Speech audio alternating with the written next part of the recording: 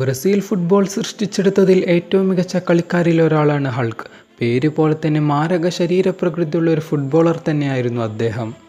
ഒരു കാലത്ത് ബ്രസീൽ ടീമിൽ നിറസാന്നിധ്യമായിരുന്നു അദ്ദേഹം.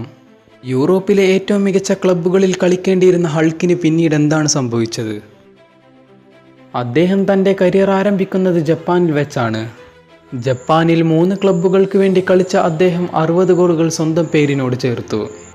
ബുള്ളറ്റ് പോലെയുള്ള ലോങ് റേഞ്ചർ ഗോളുകൾ കൊണ്ട് അദ്ദേഹം എന്നും ഗോൾ കീപ്പർമാർക്കിടയിൽ ഒരു പേടി സ്വപ്നമായി മാറി.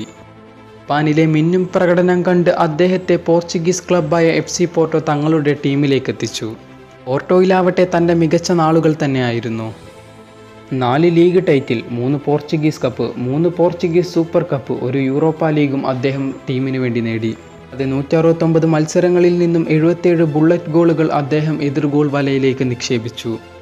അദ്ദേഹത്തിൻ്റെ ഈ മിന്നും ഫോം കണ്ട് ചെൽസി, ആഴ്സണൽ, റയൽ മാഡ്രിഡ് പോലുള്ള വമ്പൻ ക്ലബ്ബുകൾ അദ്ദേഹത്തിന് ഓഫറുമായി തേടിയെത്തി.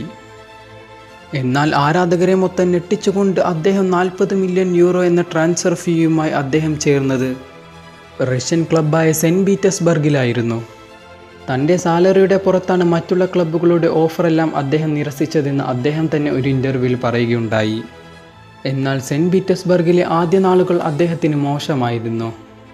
വംശീയ അധിക്ഷേപത്തിലുള്ള ബാനറുകൾ, ആരാധകരുടെ മോശം പെരുമാറ്റം, തൻ്റെ സാലറിയുടെ കാര്യങ്ങൾ ക്ലബ്ബിൽ പ്രശ്നങ്ങൾ സൃഷ്ടിച്ചു.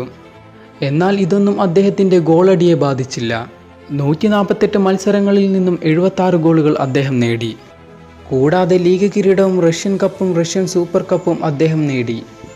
സെനിറ്റിലെ 4 വർഷങ്ങൾക്ക് ശേഷം 2016 ഏകദേശം 45 മില്യൺ യൂറോക്ക് ചൈനയിലെ ഒരു ക്ലബ്ബിലേക്ക് അദ്ദേഹം മാറി. ഇപ്പോഴും മിന്നും ഫോമിൽ കളിക്കുന്ന അദ്ദേഹത്തിന് പിന്നെ എന്തുകൊണ്ടാണ് ബ്രസീലിൻ്റെ ദേശീയ ടീമിലേക്ക് ഇടം ലഭിക്കാത്തത് എന്ന് ചോദിച്ചാൽ ഒരൊറ്റ ഉത്തരമേ ഉള്ളൂ. ഇത് ബ്രസീലാണ്. ദിവസം കൂടുന്തോറും പുതിയ പുതിയ താരോദയങ്ങൾ ഉണ്ടാകുന്നു അവിടെ. ഹൾക്ക് കളിച്ചിരുന്ന പൊസിഷനിൽ ഇന്ന് നെയ്മർ ജൂനിയറും റോബർട്ടോ ഫെർമീനോയും ഗബ്രിയൽ ജീസസും പന്ത് തട്ടുന്നുണ്ട്. ഇതൊക്കെ കൊണ്ട് തന്നെയാകാം ബ്രസീലിൻ്റെ ദേശീയ ടീമിലേക്ക് ഹൾക്കിന് ഇന്ന് ഇടം ലഭിക്കാത്തത്. ഹൾക്ക് ബ്രസീലിൻ്റെ ദേശീയ ടീമിലേക്ക് എത്തും എന്നുള്ള പ്രതീക്ഷയോടെ ഈ വീഡിയോ അവസാനിപ്പിക്കുകയാണ്. വീഡിയോ ഇഷ്ടമായെങ്കിൽ ലൈക്ക് ചെയ്യുക, സബ്സ്ക്രൈബ് ചെയ്യുക.